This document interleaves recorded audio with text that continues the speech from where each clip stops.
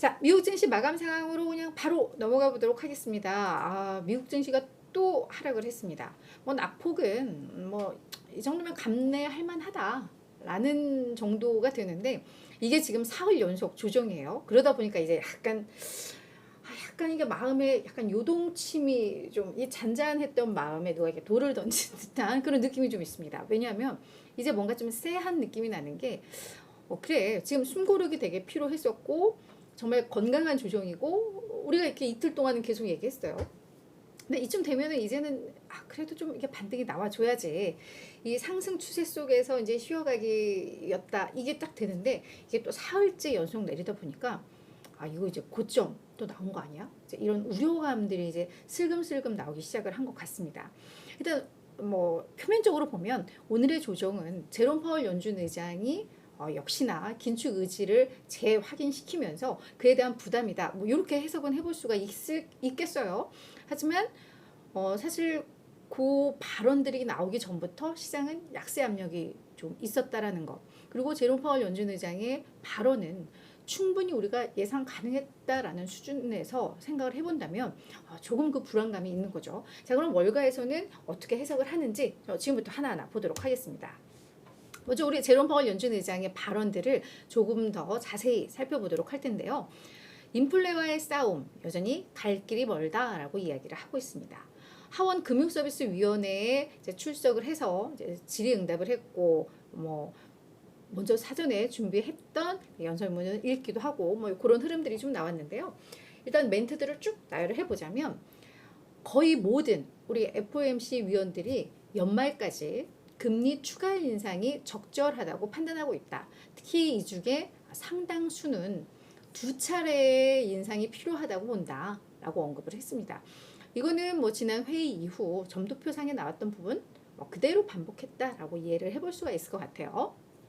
그러면서 인플레이션이 예상보다 훨씬 높기 때문에 추가 금리 인상은 불가피한 것이다 라고 이야기를 하고 있습니다. 그래서 지금 연준이 이야기하는 인플레이션 목표치 2%인데 이 2%로 낮추는 과정은 여전히 갈 길이 멀어 보인다 라고 이야기를 하고 있습니다. 그래서 물론 이 조건이 완화되고 있다는 징후들도 곳곳에서 좀 나오고는 있다.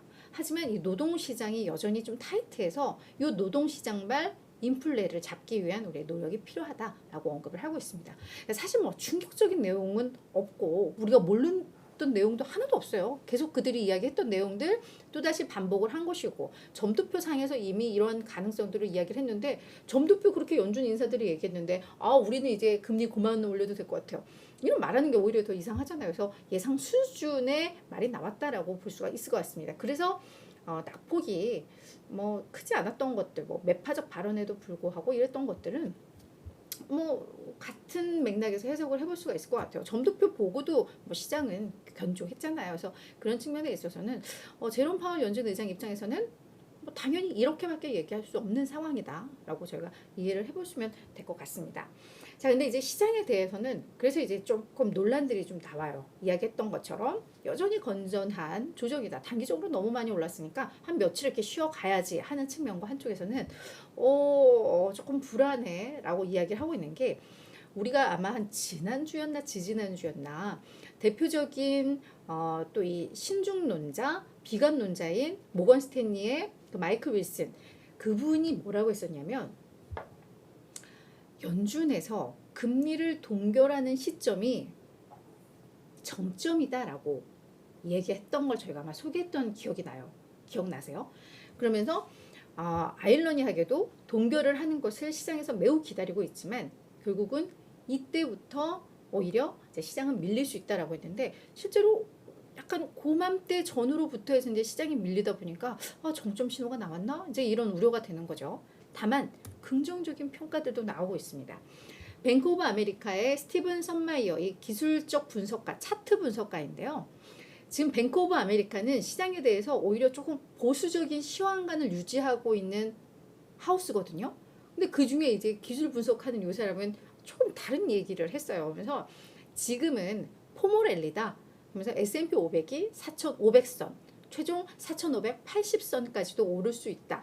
차트 분석을 해보니까 그렇더라라고 이야기를 하고 있는 건데요.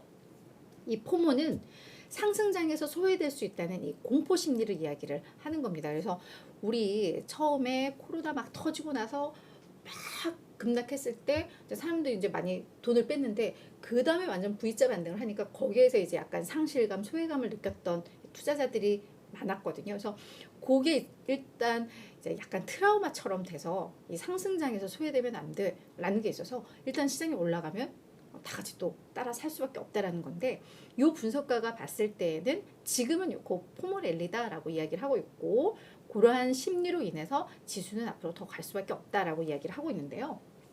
일단 요 며칠 조정 나온 거에 대해서도 지금 기술적으로 봤을 때 컵 앤 핸들 패턴이 형성이 되고 있다라고 하는데, 이게 아마 기술적 분석하시는 분들은 많이 알고 있는 패턴인 것 같아요. 그래서 지금 이렇게 차트를 보면 우리 그냥 들은 그냥 보면 뭐 올라갔다 내려갔다 하나보다 뭐 이렇게 되는데, 이게 그림으로 약간 패턴의 그림을 그려보면 이렇게 컵 U자형의 패턴, 그래서 이 뒷부분은 올라가고 있는 이 흐름이 나오고요. 지금 그래서 며칠 조정 나오면 이렇게 꺾이고 있는 게 약간 손잡이가 있는 컵 모양 해서 이게 컵 앤 핸들 패턴이라고 하는데, 지금도 이제 그 패턴을 그냥 잘 만들어 가고 있다라고 이야기를 하고 있고, 그러면서 이전의 기술적 저항선이었던 4165에서 4200선, 이게 이제 저항선이었는데 돌파를 했고, 그 뒤 저항선이 4300에서 4325였는데 그것마저도 이제 돌파를 했기 때문에 이게 이제는 지지선으로 전환을 했다라고 또 분석을 하고 있습니다. 그래서 4200 이상 구간부터는 이제 이 포모 랠리로 접어섰다라고 보고 있는데, 그 근거로 또 몇 가지를 이야기를 하고 있는 게, 그 S&P 500을 추종하는 요 선물, 여기에서 순매수 포지션이 급증을 하고 있다라는 게, 이게 약간 뭐 심리도, 시장의 심리도 볼 수 있다라고 하는데, 그런 점에 있어서는 이게 이제 포모 랠리로 볼 수 있다라고 이야기를 하고 있고요. 결국 4,500대, 4,580선까지도 이제 상승할 수 있다. 기술적 흐름상 그렇다라고 이야기를 하고 있었습니다.